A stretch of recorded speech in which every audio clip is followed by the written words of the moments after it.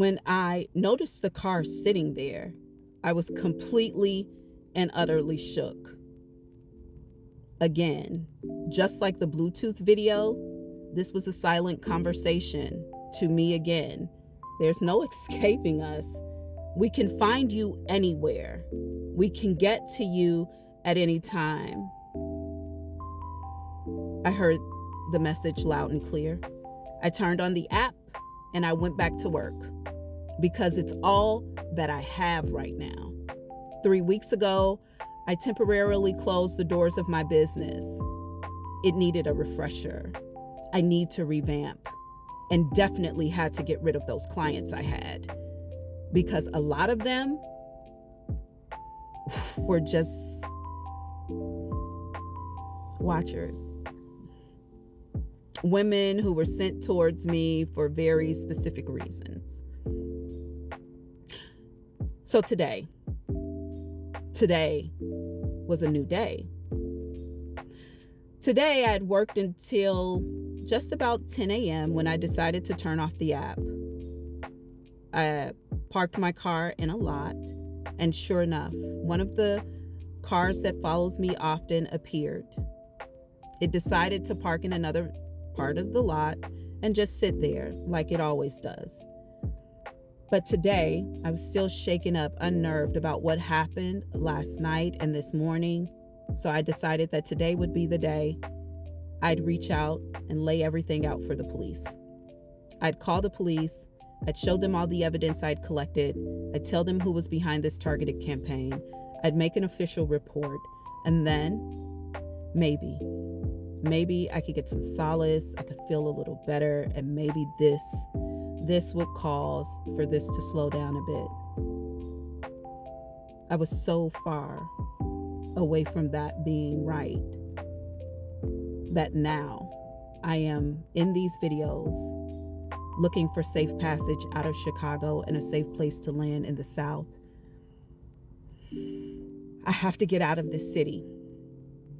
I realize that the Chicago police are either involved or clearly unable to help. Today, after I saw that car, I decided to get footage of it and then call 911. It took about 10 minutes for the police to show up. The cop pulled up next to my car. We talked from one window to the other. I began to explain my experience to him. He immediately asked me if I was using medication, if I was on medication.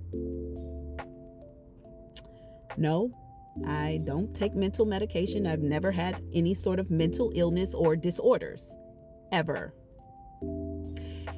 He then asked me, was I trying to complete a workers' comp claim? Was I under some sort of FMLA? Was there something going on with my job? I said, no, sir, I don't have anything of the sort happening.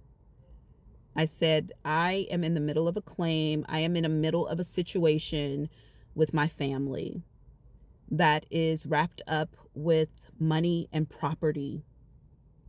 And that is why I am here today. And he completely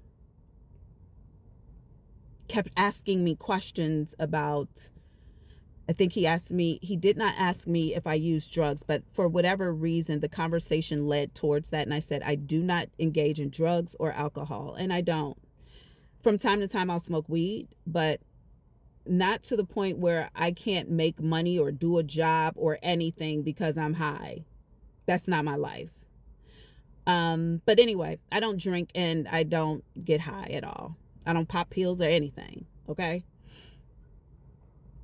So because none of these things actually fit to explain while I was making this report, he made it very clear to me that there was nothing to make a report about. That the information that I had to show him showed cars driving away from me or me walking up to cars that are just sitting. There was nothing to see. When I told him that there was a police officer who was behind my targeting campaign, he lost his shit. He began to tell me how I was making up things. I had nothing to prove that. Though he had not allowed me to show him anything, he told me I had nothing to prove that. I was speculating. He went on a rampage. I simply rolled up my window and I allowed him to pull off. It was clear he wasn't going to help me. But what's interesting is when I called the police, the car that had been following me, the car that follows me every evening, the van, it left. It was like he knew I was calling the police, or someone alerted him to the fact that the police were on their way. Because had that car still been here, the police would have at the very least questioned them, right? But I'm going to tell you that this police officer who came was so dismissive of me that when another police car pulled up, he shoved the guy away. He told him, just go ahead. There's nothing to see here.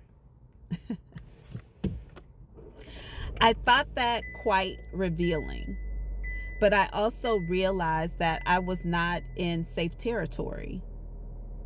I realized that I'm not amongst people who are willing to help me or can. Or maybe I don't have what I need to get the help, but I know that I need to get the fuck out of this city. And I know that I need to be in a place where I can regroup, where I can get some rest, and where I can go at it again. I have gifts and talent that I can use to create money for myself. But I cannot do that here. I have to do that from another space. So I'm asking for your help. I cannot talk on these apps and in my phone about where I'm going, because I'd only be giving the people who have tracked the phones or are tapped into the phones or cloning the phone or whatever the fuck they're doing to know what I'm doing. They would know where I would be next. And I don't want anyone to know where I will be next.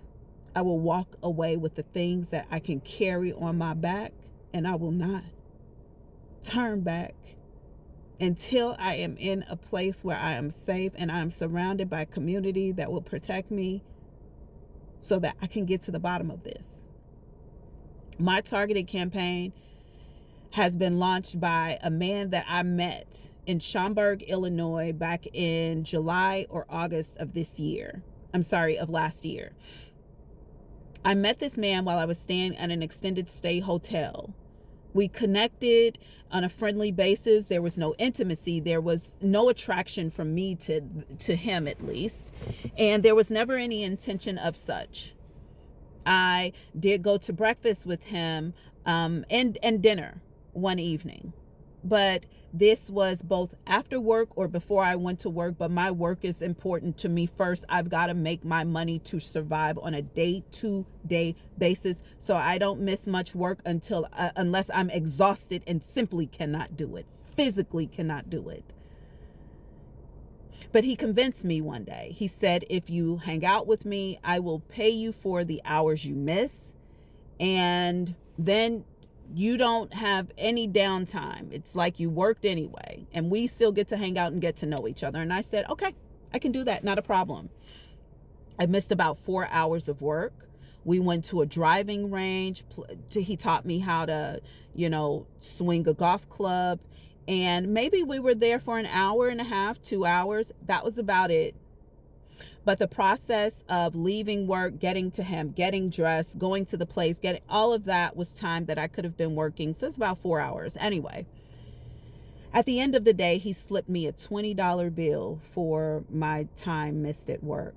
And I realized that this is a man who was not taking me seriously, did not respect what I was telling him about the way I was living and needed to work.